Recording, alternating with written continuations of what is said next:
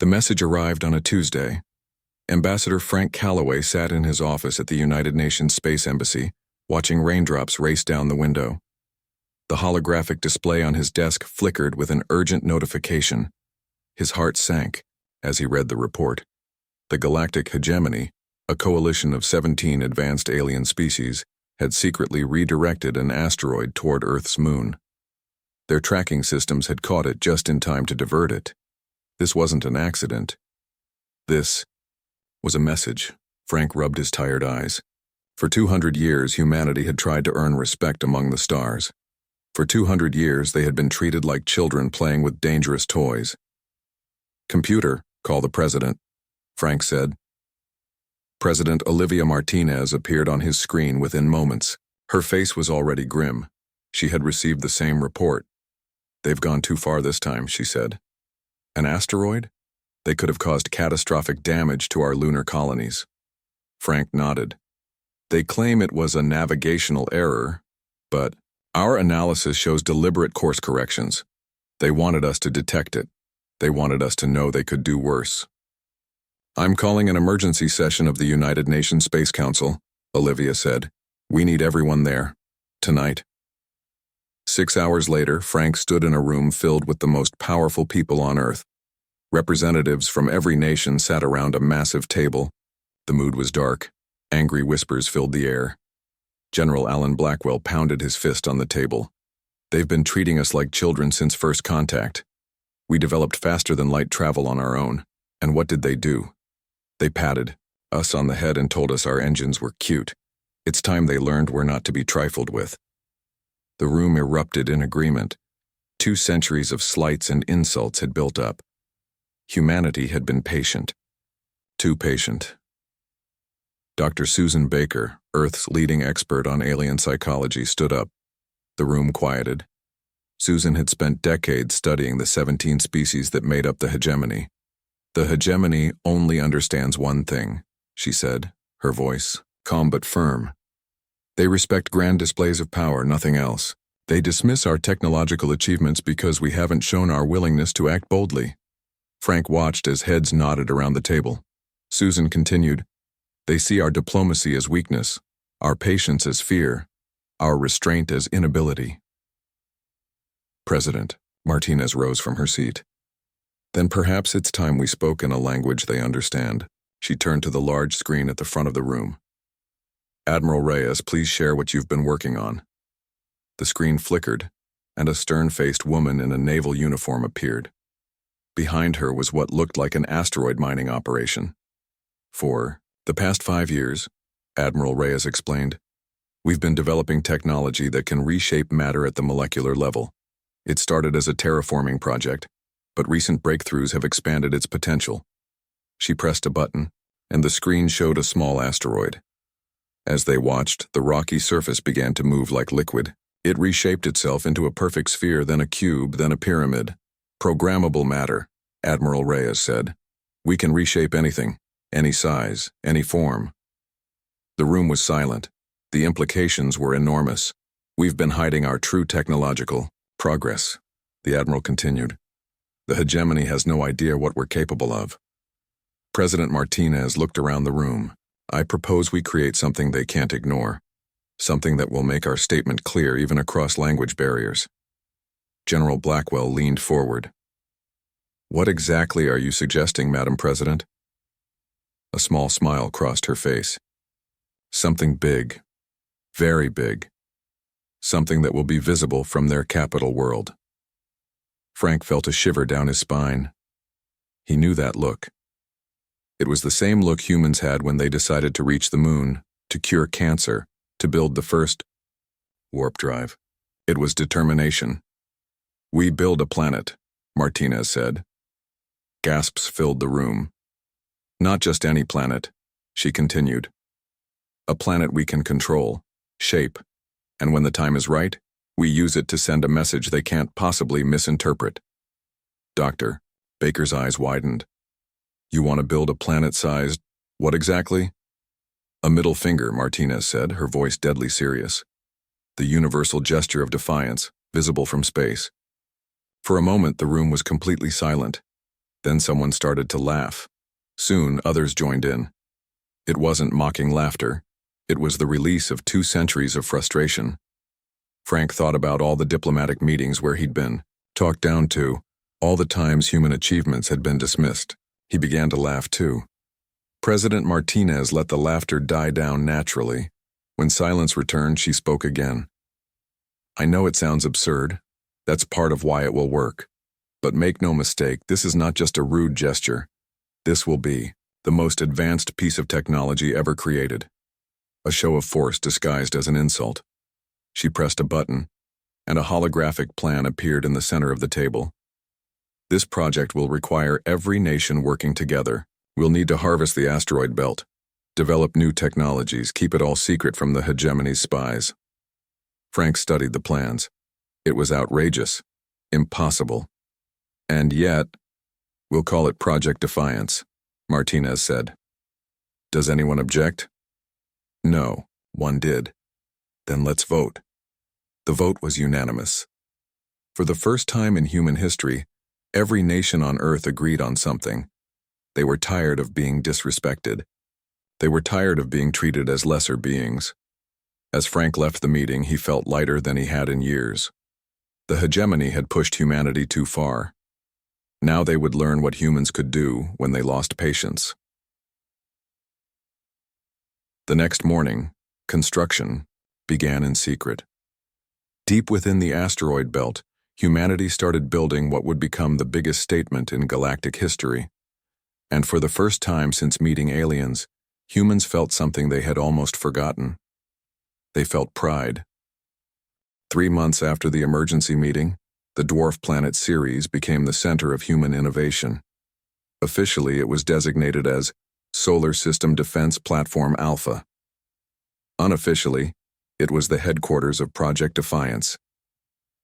Chief Engineer Diane Powell stood in the command center, watching thousands of workers transform the asteroid belt into the largest construction site in human history. Through the massive viewing window, she could see mining ships breaking down smaller asteroids and transporting the materials to the construction zone. How are we doing on the timeline? Asked Project Director Kevin Garcia as he joined her at the window. Diane smiled. Ahead of schedule. People are working extra shifts voluntarily. I've never seen anything like it. Kevin nodded. Everyone's motivated. For the first time, we're not asking for respect. We're taking it. The door slid open behind them and Lieutenant Commander Jack Wright entered.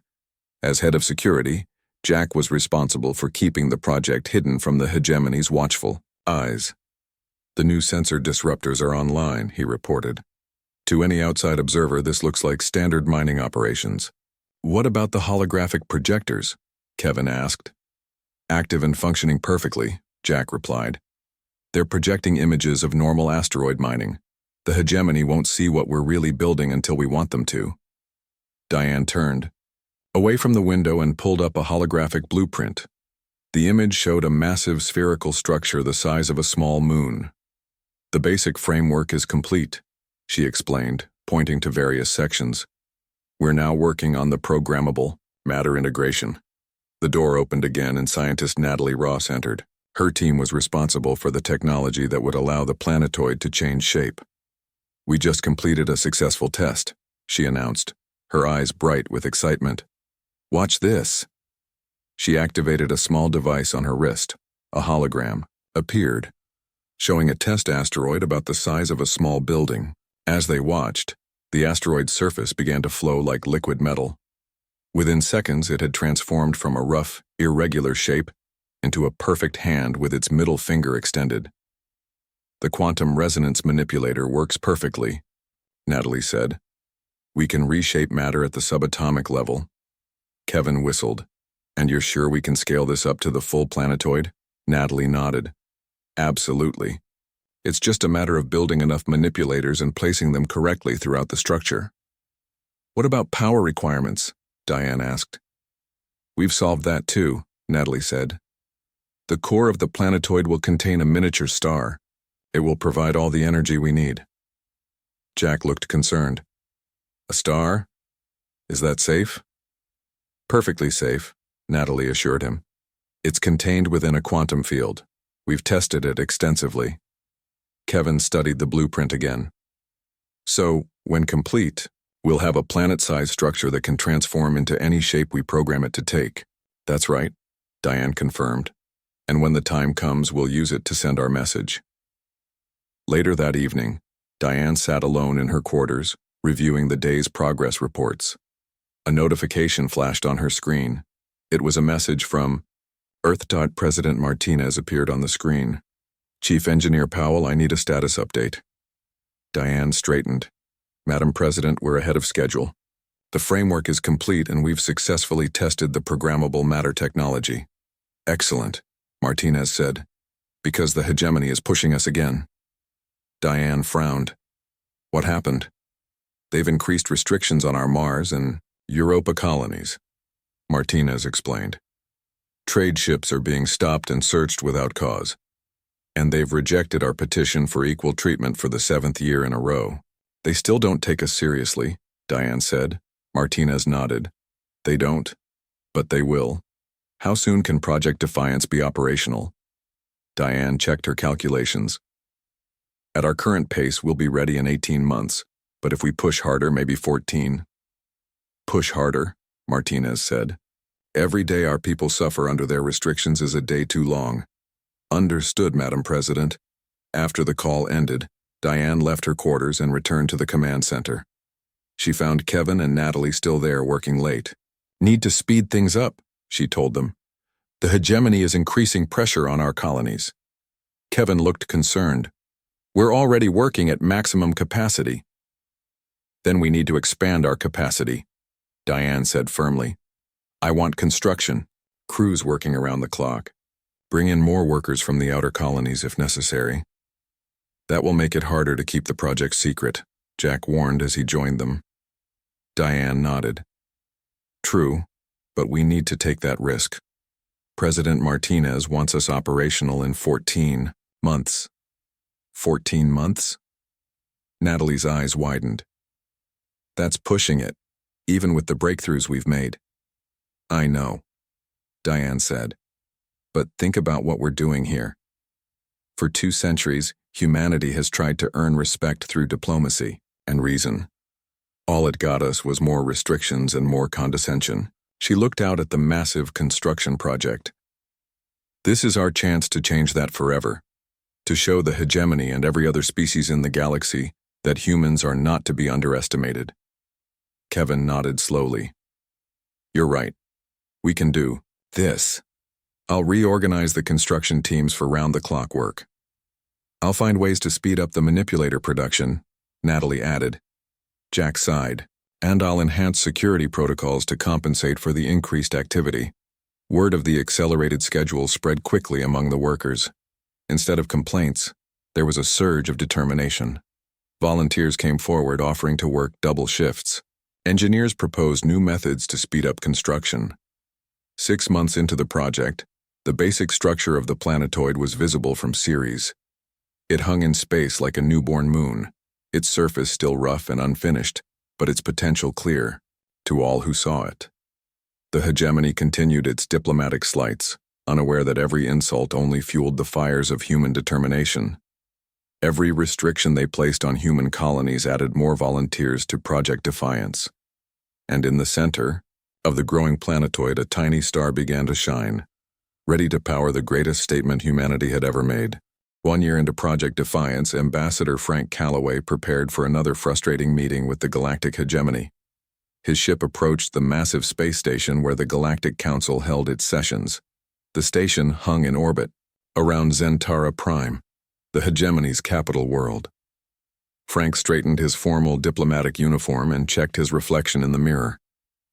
Today marked the 8th consecutive year that Earth would petition for equal treatment in galactic affairs. 7 times before they had been rejected. He expected today would be no different, but protocols had to be followed. We're docking now, Ambassador, the pilot announced over the comm system. Thank you, Captain, Frank replied. He took a deep breath. Just a few more months, he reminded himself. Soon, the hegemony would learn that humanity had run out of patience. The council chamber was enormous. with seating for representatives from over 50 species. Humans had been assigned seats in the far back corner, another subtle insult. Frank made his way to his place, nodding politely to the few friendly faces he saw. The Marashi delegate, a tall feline being with golden fur, caught his eye and gave a subtle nod. The Marashi were one of the few species who treated humans with respect. Like humanity, they had faced discrimination from the dominant hegemony species. The session began with the usual formalities. Various species presented reports, requested resources, and settled minor disputes. As always, Earth's petition was scheduled last. Frank waited patiently for hours until finally his name was called. He walked to the central platform and stood, tall. Esteemed members of the Galactic Council, I come before you once again to petition for Earth's full membership and equal treatment under hegemony law. The High Chancellor of the Hegemony, a towering insectoid named Xikthal, regarded Frank with compound eyes that showed no emotion. Ambassador Calloway, we have reviewed Earth's petition carefully, as we do each year. Frank knew what was coming next. He had heard it 7 times before.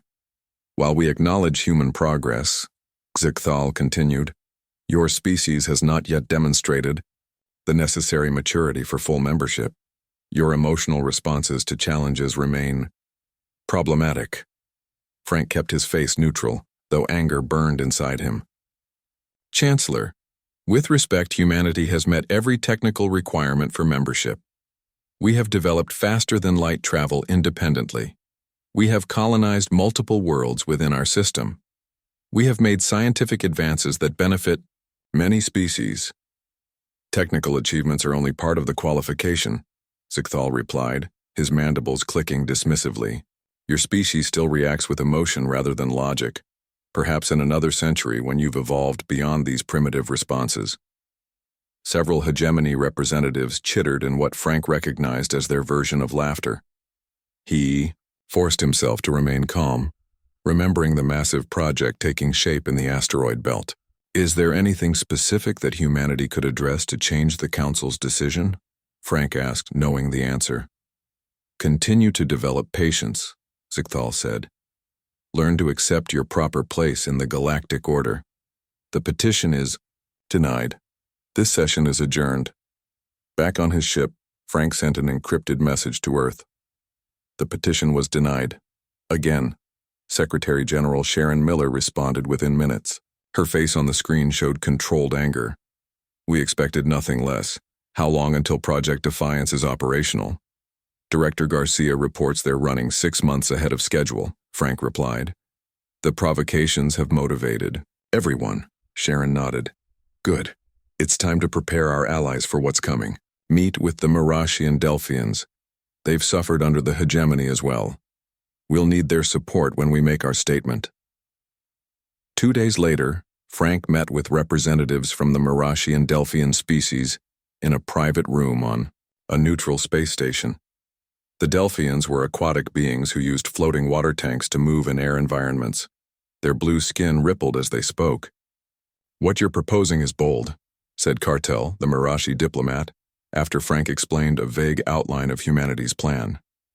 The hegemony will not respond well to being challenged. We've tried diplomacy for 2 centuries, Frank replied. They continue to treat us as inferiors. It's time for a different approach. The Delphian representative Ondine bubbled thoughtfully in her water tank. The hegemony has restricted our colony expansion for 3 centuries. We have been too cautious to challenge them directly. But you would support us if we did? Frank asked. The 2 alien diplomats exchanged glances. What exactly are you planning? Cartel asked. Frank smiled. Something unmistakable. A message that needs no translation. But I can't share the details yet, even with allies. The hegemony has many warships, Ondine warned. If they see your action as aggression, it's not aggression, Frank assured them.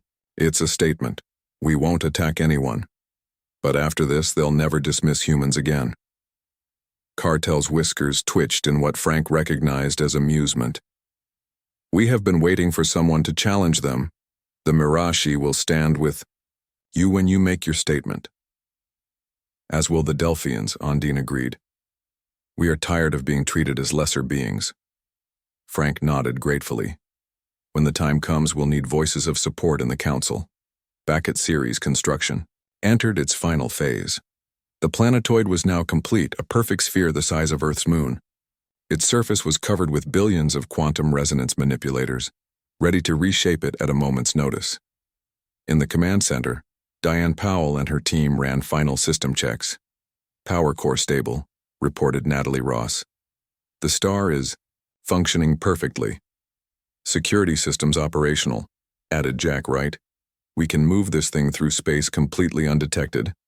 Project Director Kevin Garcia looked at the status displays with satisfaction.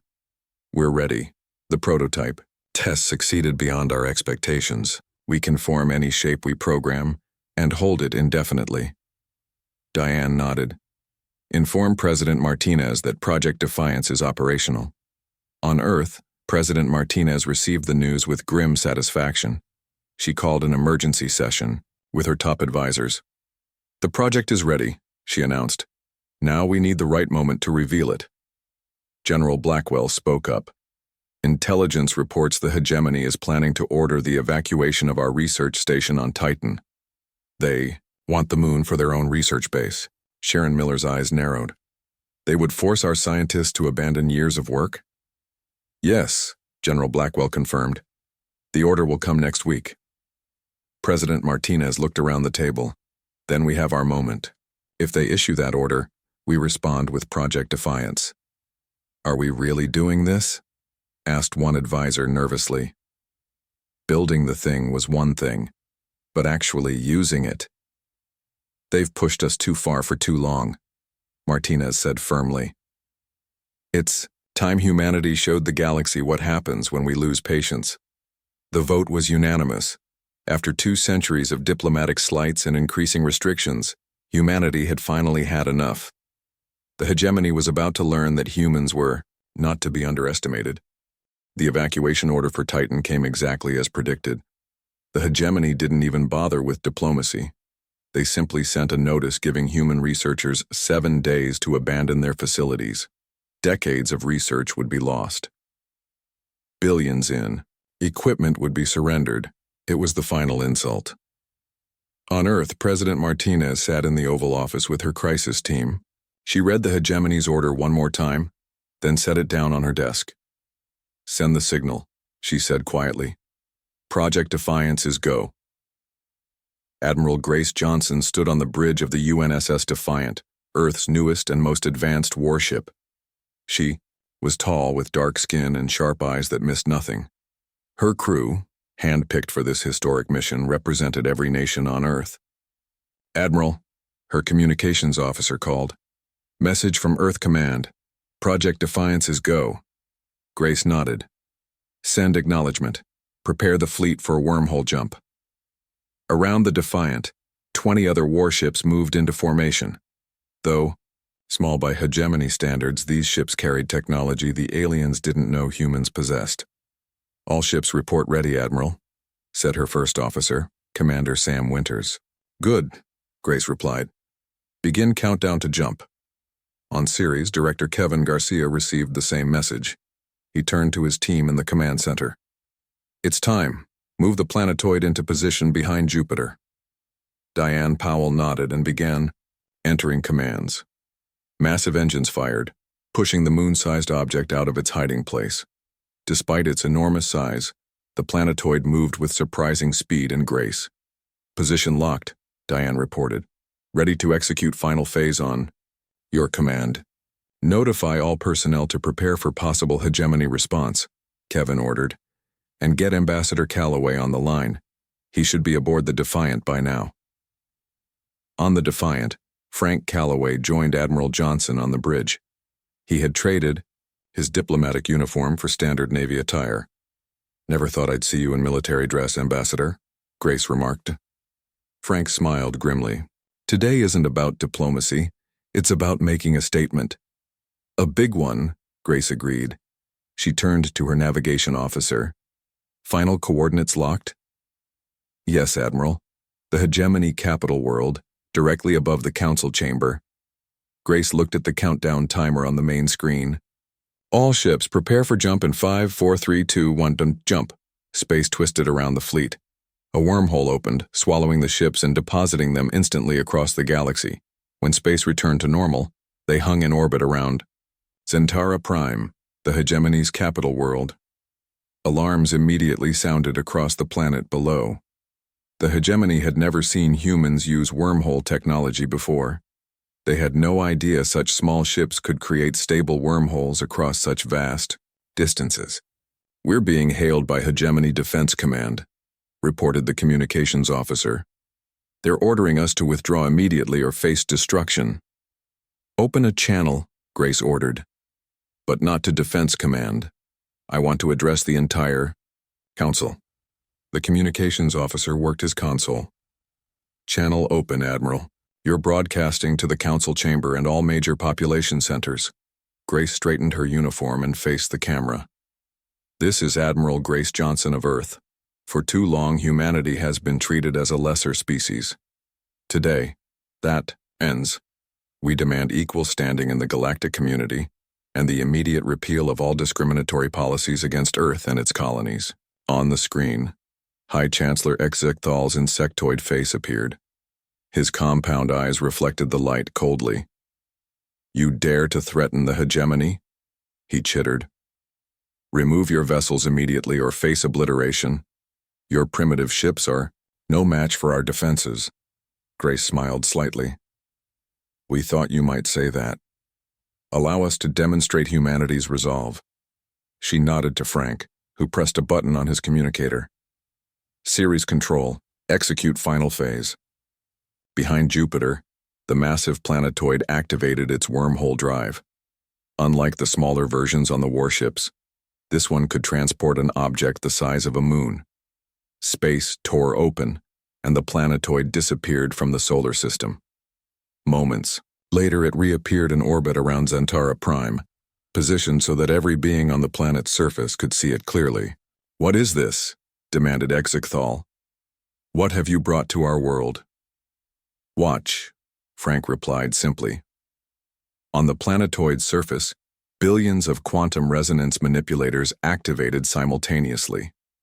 The surface began to flow like liquid metal, reshaping itself according to its programming.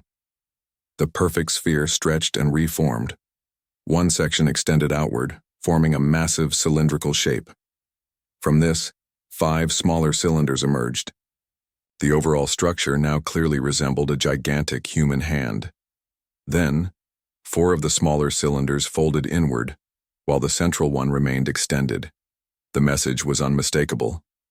Hanging in orbit above the hegemony capital was a planet-sized middle finger pointed directly at them. On the planet below, millions of beings stared upward in shock. In the council chamber, there was complete silence. This construct, Frank said into the silence, contains enough energy to reduce your world to ash. It also houses 10,000 warheads that can be deployed to every hegemony world simultaneously. Xia paused, letting the threat sink in. But unlike you, we don't believe in unprovoked aggression.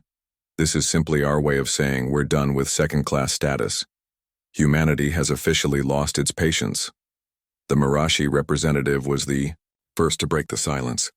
To everyone's surprise, he began to applaud, his furry hands making soft patting sounds.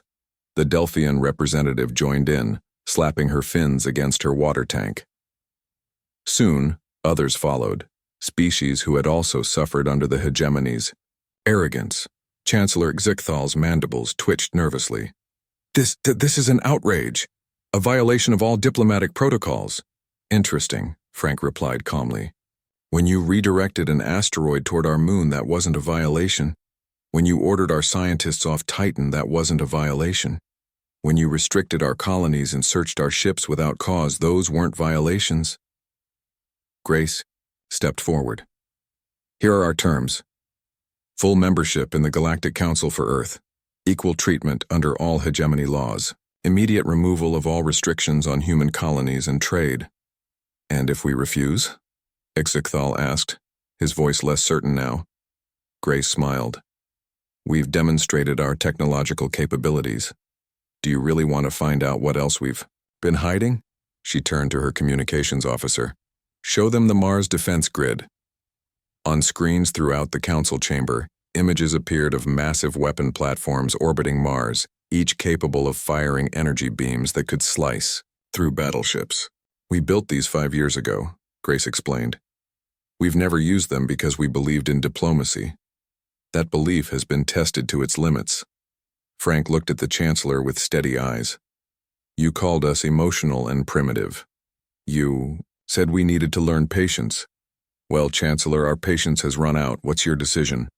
Chancellor Exicthal's compound eyes darted between the planet-sized middle finger hanging in orbit and the stern faces of the human representatives. For the first time in his long political career, the insectoid leader seemed at a loss for words. The council chamber remained silent. The representatives of dozens of species watched, waiting to see how the hegemony would respond to humanity's bold statement. Finally, Exicthal's mandibles clicked nervously. Perhaps we have misjudged your species' determination. Frank Calloway kept his expression neutral, though inside he felt a surge of satisfaction. Perhaps you have, Chancellor. What is your response to our terms? Zicthal turned to confer with the other hegemony representatives.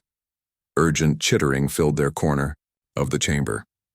Frank exchanged glances with Admiral Johnson. They had prepared for many possible outcomes, including a violent response. The hegemony fleet is moving, whispered Commander Winters, monitoring military channels. 8 battlecruisers have changed course and are heading toward our position. Grace nodded calmly. Have our ships lock weapons on their command vessels, and tell Ceres Control to prepare the planetoid's defense systems. On the hegemony ships, sensors would be detecting the sudden power surge as the human fleet's weapon systems came online. The message was clear. Any aggressive action would be met with immediate response. The Mirashi representative, Cartel, approached Frank. You've done what no species has dared in 1,000 years, he said quietly. No matter what happens next, know that you have the support of many worlds. After several tense minutes, Chancellor Exicthal returned to face the humans. The chamber grew quiet again. The Hegemony Council has reviewed your demands, he began stiffly. While your methods are highly irregular, we acknowledge the determination they represent. Frank waited patiently. Diplomats learn to read between the lines. Therefore, Xicthal continued, we have decided to grant Earth provisional full membership in the Galactic Council, effective immediately. All restrictions on human colonies will be lifted. Your trade ships will no longer be subject to special inspections. A murmur ran through the chamber. Many species looked shocked. Others seemed pleased, even relieved. Provisional membership? Grace repeated. That wasn't one of our terms, Chancellor. Full membership requires certain formalities, Xicthal explained quickly. Documents must be prepared. Votes must be recorded. But I assure you, these are mere technicalities. Earth will have full voting rights immediately. Frank and Grace exchanged looks. This was a face-saving measure, allowing the hegemony to maintain some dignity while essentially giving humans everything they wanted. We find these terms acceptable, Frank said, provided the formalities are completed within 30 days. Of course, Xicthal agreed hastily. Now, about your demonstration. He gestured toward the viewports where the enormous middle finger still hung in orbit. Perhaps you could remove that rather provocative display? Grace smiled slightly. The planetoid will remain in place until the formal documents are signed. Consider it a reminder of our agreement. Back on the Defiance Bridge, the mood was cautiously triumphant. They folded faster than I expected, Commander Winters remarked. They're saving face, Frank explained. The hegemony couldn't risk looking weak by giving in to all our demands immediately, but they also couldn't risk finding out if our weapons are as powerful as we claim. Are they? Winters asked curiously. Frank and Grace exchanged knowing looks but didn't answer. Over the next 3 weeks, humanity's status in the galaxy changed dramatically. The formal membership documents were prepared ahead of schedule. Trade restrictions were lifted immediately. Human diplomats were moved from the back corner of the council chamber to a position of prominence. Throughout it all, the planet-sized middle finger remained in orbit around Zentara Prime, visible to all. The hegemony representatives tried to ignore it, but their discomfort was obvious. On the day of the signing ceremony, representatives from every human colony gathered in the council chamber. President Martinez herself came to sign the formal documents. Today marks a new chapter in galactic relations, she announced. Earth looks forward to working with all species as equals. Chancellor Exicthal, still uncomfortable but resigned to the new reality, completed the signing. The hegemony welcomes Earth as a full member of the Galactic Council. As the ceremony concluded, Exicthal approached President Martinez privately. Now that formalities are complete, perhaps you could remove your statement from our orbit. It's disrupting flight patterns and causing considerable distress among our population, Martinez smiled. Of course, Chancellor. Admiral Johnson, please give the order. Grace contacted Series Control. Project Defiance has achieved its objective. Reconfigure the planetoid and return it to Earth orbit. In space above Zentara Prime, the gigantic middle finger began to change shape. The quantum resonance manipulators activated, and the programmable matter flowed like liquid. The extended digit retracted, and the hand reshaped itself into a perfect sphere again. A collective sigh of relief went through the hegemony representatives, but their relief was short-lived. The sphere began to change again. It stretched and reshaped itself, forming new patterns on its surface. When it finished, it had transformed into an enormous human hand making a peace sign, the V-shaped gesture of friendship and goodwill. President Martinez turned to the startled Chancellor. We thought we'd leave you with a more positive message. The planetoid remained in that form for one day before using its wormhole drive to return to Earth orbit. There, it would serve as both monument and reminder, humanity's capability and determination made visible. In the months that followed, the galaxy adjusted to a new reality. Other species that had suffered under hegemony restrictions began to speak out, inspired by humanity's example. The Mirashi and Delphians formed a coalition with Earth, creating a new power block in the Council. The hegemony, while still powerful, was forced to treat other species with greater respect. The balance of power had shifted. Frank Calloway resumed his diplomatic duties, now as Earth's chief representative to the Council. In his new office, spacious and centrally located, he kept a small model of the planetoid in its middle finger configuration. It reminded him of what humanity could accomplish when pushed too far. The massive planetoid itself became known throughout the galaxy by different names. In diplomatic circles, it was called the Statement. Among human colonies, it was nicknamed the Universal Translator, because some messages need no interpretation. And throughout the galaxy, species told the story of how humanity, after centuries of patience, had finally made their feelings unmistakably clear, with the largest obscene gesture in cosmic history.